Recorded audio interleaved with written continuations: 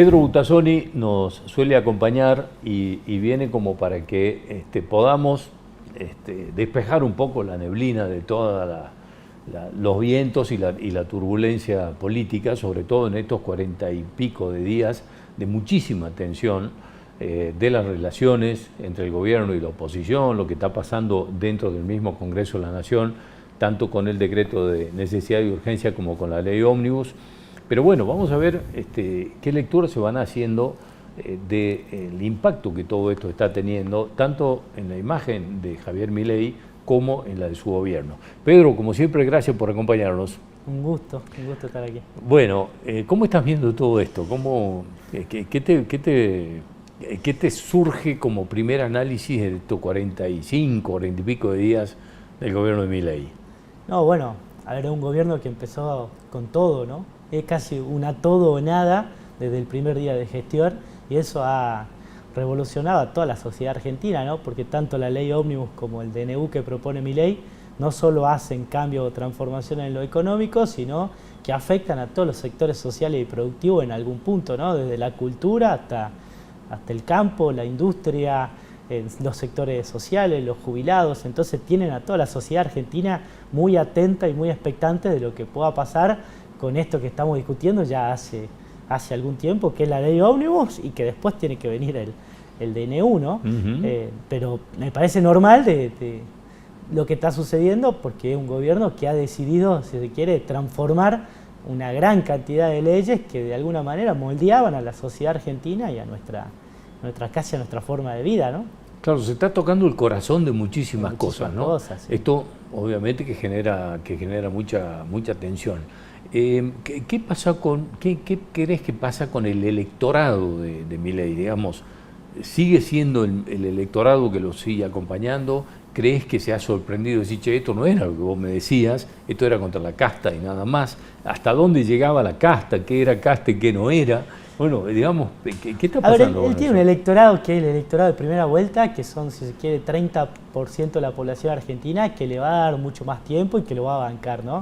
Incluso ese 30 tiene un porcentaje que es muchísimo más duro, que es militante libertario y que cree efectivamente en el liderazgo de Milei.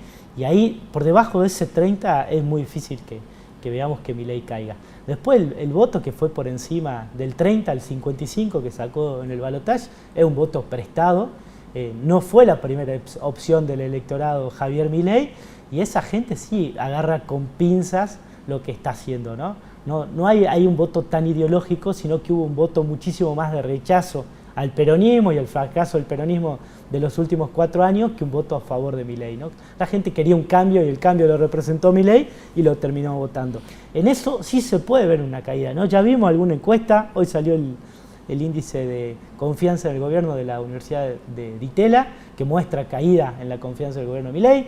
Acaba también de publicarse una encuesta de una consultora nacional, Suban Córdoba, que suele publicar mucho a nivel nacional, que muestra una caída de 10 puntos en la imagen de Milei de que asumió hasta ahora, ¿no? Una caída fuerte, y que es sobre ese electorado, ¿no? Sobre el electorado prestado, sobre el electorado que tal vez no lo votó tan convencido y que hoy empieza a decepcionarse porque hay efectivamente una brecha entre lo que Milei dijo en campaña y lo que está haciendo en la gestión, ¿no?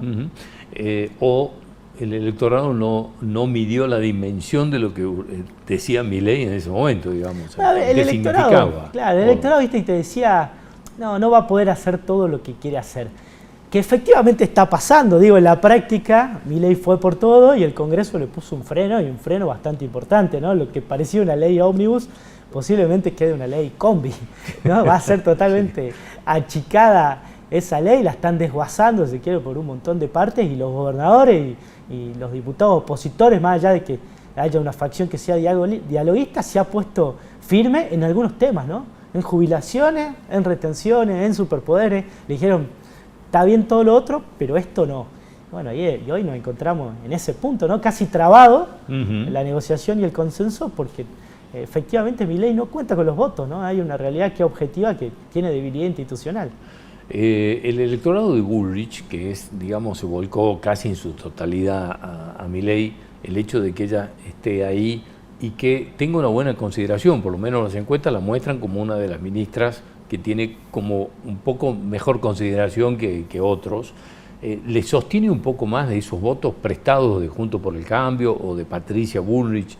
¿Lo sigue sosteniendo ella por el hecho de estar dentro del gobierno o crees que empiezan a dispersarse de todas maneras? Se empiezan a dispersar porque ahí vos tenías un voto de cambio fuerte que era Schiaretti, ¿no? Que fueron casi 8 puntos, que los cordobeses están también agazapados porque le afecta mucho el tema de retenciones. Tenés un voto de Juntos por el Cambio de las provincias como Santa Fe, donde Maxi Puyaro, su gobernador, también puso un freno importante por biodiesel, por todo lo que son biocombustibles, por las retenciones, tanto industriales como agropecuarias. Entonces te queda más un voto, si quiere, del PRO, sí, o de capital. Mendoza donde tuvo una elección bárbara y que las retenciones al vino, bueno... A la economía regional en general le afectan de manera importante, entonces ahí se empiezan a prender algunas luces rojas. Me parece que el voto del PRO de capital, ese sí está fuerte, ¿no? El voto que más banca Bullrich y que más banca Milei, me parece que eso sí lo tiene bien consolidado. Pero hay que mirar el interior porque Milei ganó sobre todo con el interior. Digo, la fortaleza de Milei viene del interior hacia la capital. De hecho, la capital la termina ganando el PRO, la provincia de Buenos Aires la termina ganando el peronismo. Pero Milei gana en Santa Fe, gana Mendoza, gana Salta, gana Jujuy, gana las provincias, ¿no? Entonces hay que empezar a mirar con lupa porque ahí es donde tuvo su principal electorado y sus medidas donde principalmente están afectando, ¿no? En el interior. Pedro, ¿qué pasa frente a esto, digamos, que le pasa a Milei, que empieza, digamos, a impactarle negativamente todo esto? Pero el peronismo está como sin cabeza, ¿no? Está ahí como descabezado, desperdigado, y esto termina por beneficiarlo, digamos, a Milei. No, a ver, Milei tiene una caída tal vez o un desgaste muy rápido en su imagen en estos primeros días porque está yendo a fondo. Cuando uno va con los tapones de punta, lógicamente tenga algunos conflictos, pero del otro lado no hay nada, por lo menos hoy no hay nada, ¿no? Intentaron hacer una primera muestra con el paro de la CGT, donde fue la CGT más muchos grupos militantes para empezar a mostrar algo de movilización, pero el peronismo necesita liderazgo y necesita volver a representar algo. Yo creo que el gran problema del peronismo es que esta vez perdió con alguien que le comió su propio electorado, ¿no? Cuando el peronismo perdió con Macri en 2015, el votante de Macri era otro, eran clases medias altas, era algo que el peronismo normalmente no lo votaba, ¿no? En esta ocasión el peronismo pierde con su votante histórico, ¿no? Porque Milei lo perfora el peronismo. Digamos, sí, lo perfora en el conurbano, lo perfora en los conurbanos del Gran Salta, del Gran Tucumán, del Gran Rosario, del Gran Santa Fe, del Gran Mendoza, además, donde siempre el peronismo ganaba. Claro, además he visto algunas encuestas en estos últimos días de los dirigentes de peor imagen, ¿no? De lo que peor imagen tienen. Entonces, bueno, encabezan el ranking Cristina Kirchner y Mauricio Macri, digamos, pero después, entre los 5 primeros está Alberto Fernández, Sergio Massa y Máximo Kirchner, por ejemplo. Entonces, todo lo que podría ser la cabeza visible de alguien que pueda liderar el peronismo están, digamos, con imágenes de 68, 70% imagen negativa. No, al peronismo no le queda otra que renovar liderazgos, ¿no? Que empezar a volver a encontrar liderazgos que los tiene, digo, no, tal vez no son visibles, pero hay muchos liderazgos que de segunda, de terceras líneas que pueden empezar a liderar algo de este nuevo camino que tiene que tomar, ¿no? Que es un nuevo tipo de representación. Digo, el peronismo se había quedado estancado en una comodidad y un status quo que lo llevó a la derrota primero del 2015 y después de esta última, ¿no?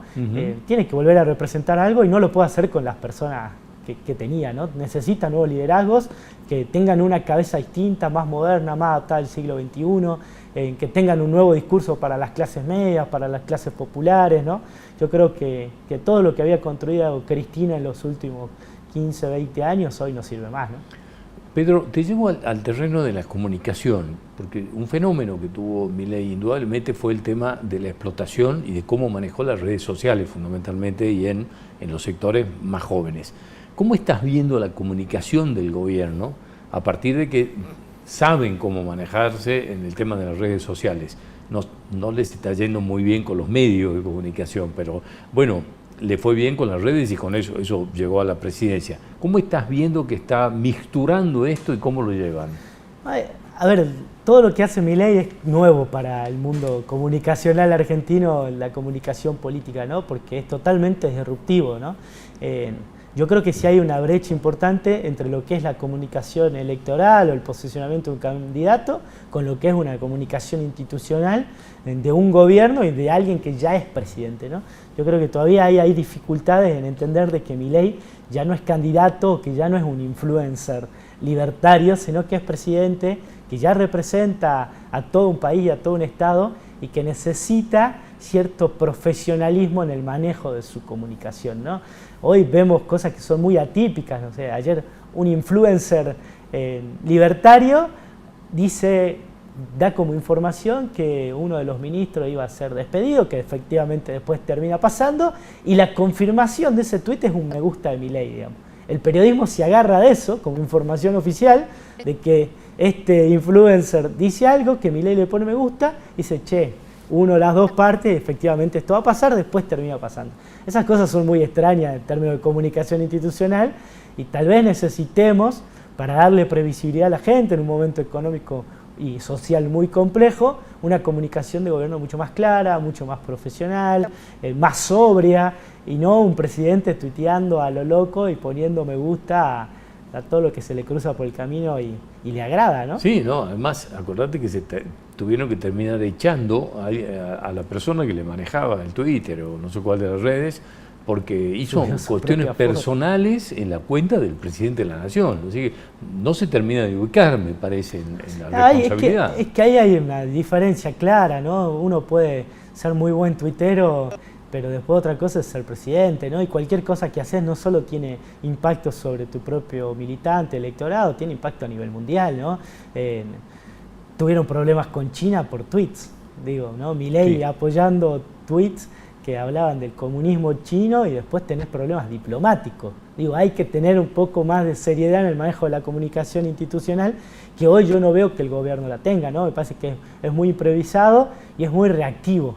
Digo, están en una confrontación permanente con la oposición para que la ley ómnibus salga y reaccionan en redes sociales como si fueran personas normales y no las son. Pedro, como siempre, te agradezco haber venido y acompañarnos. Nos ayuda a clarificar un montón de cosas, como siempre, ¿eh? No, muchísimas gracias a vos. Hasta cualquier momento, muy amable.